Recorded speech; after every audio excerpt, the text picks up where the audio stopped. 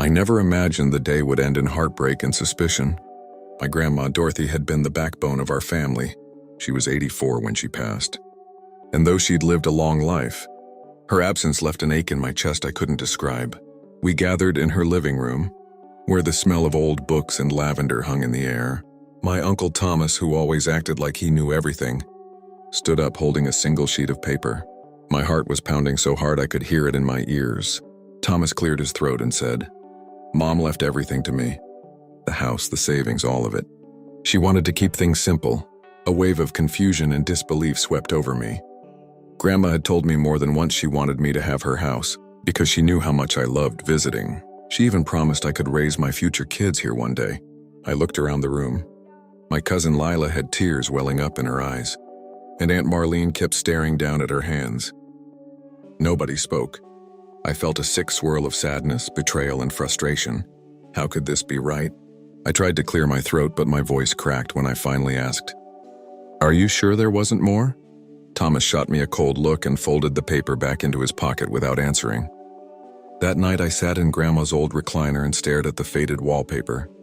My heart was torn between grief for losing her and this gnawing sense that something wasn't adding up. If you've ever had your trust broken, you know that feeling in your gut when you just can't let it go. I didn't sleep that night. My mind was spinning in a loop of disbelief and heartache. Grandma Dorothy had always been fair, always careful about her plans. I knew in my bones something was off. The next morning I went to see my cousin Lila. She greeted me with a sad smile, her eyes still puffy. We sat at her kitchen table sipping coffee that had gone cold, while we just stared at each other, not knowing where to start. Finally, Lila spoke. "I don't think that was Grandma's real will."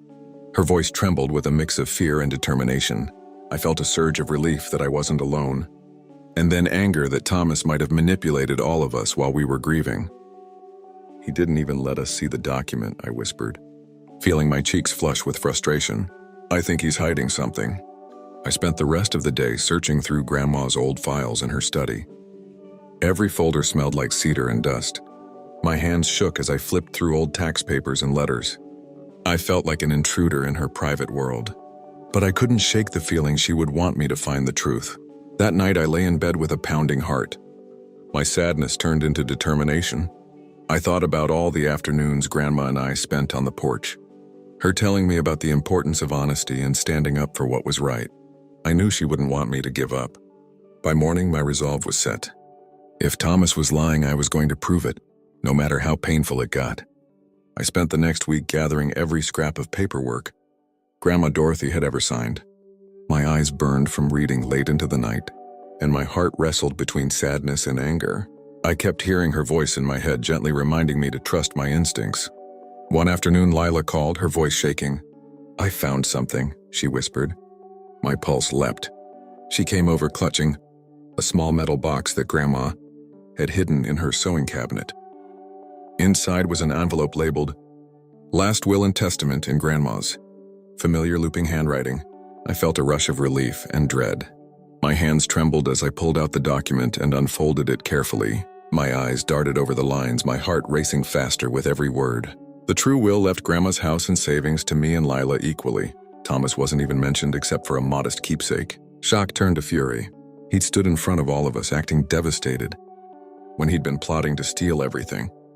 A betrayal that deep stung in a place I didn't even know existed inside me. My sadness shifted into a cold, clear determination. Lila started to cry, her face a tangle of grief and outrage. I hugged her tightly. "We're not going to let him get away with this," I whispered fiercely.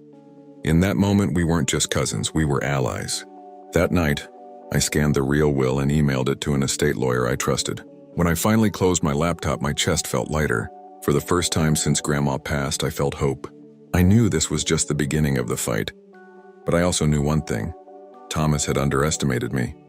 The morning sun did little to warm the chill that ran through me. I sat across from Thomas in our grandma's old dining room, the same place we used to eat pie and play board games during the holidays. Now the table between us felt like a battlefield. I took a deep breath and slid a copy of Grandma's real will across the table. "Explain this," I said, my voice steady but cold. His face froze. He glanced at the paper, then looked back at me with forced confusion. "Where'd you get that?" he asked, his voice cracking. I should be asking you that about the fake one, I shot back. His mask slipped for just a second. A flicker of guilt, then frustration. You don't know what you're talking about. Yes, I do, I said firmly. And so does my lawyer. Thomas stood up so quickly his chair nearly toppled. You think you can take me to court and win? Over this? No, I said, standing too. I know I can. For a moment, the room fell silent. Just the sound of the grandfather clock ticking behind us. It wasn't just about money anymore. It was about my grandma's final wishes, her memory, and the kind of person I was raised to be. Thomas tried to brush it off with a weak laugh, but I could see the panic behind his eyes. He knew he was caught. The game he thought he'd won was slipping from his hands. As I left that house, I didn't look back. I was done giving him the benefit of the doubt. This wasn't about revenge anymore, it was about doing what was right.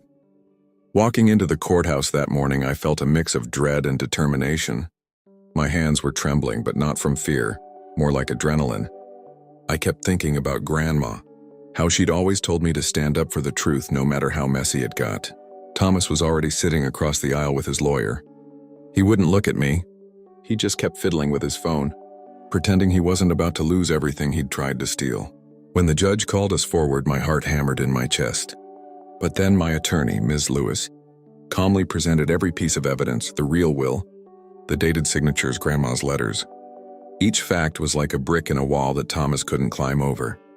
As the judge read through the documents, I stole a glance at Thomas. His face had turned the color of old milk. Shame, regret, panic, it was all there. And for a moment I felt a strange sadness. He was my uncle. We'd shared so many memories. But choices have consequences, and he had made his. The judge ruled that Grandma's will was valid and ordered. Everything returned to me and my mom. My breath left me in a rush. Relief, pride, grief, all swirling together. I'd defended her memory. I'd defended myself. When it was over, Thomas hurried out without a word. I watched him go, feeling a mix of pity and relief. He'd lost not just property, but respect, trust and family ties that might never heal. Later that night, I sat with Mom on the porch. We didn't say much. We didn't need to. We both knew Grandma would have been proud.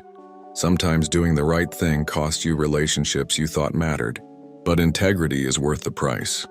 When someone betrays your trust, standing up for yourself is the bravest and most necessary act you can do. Thank you.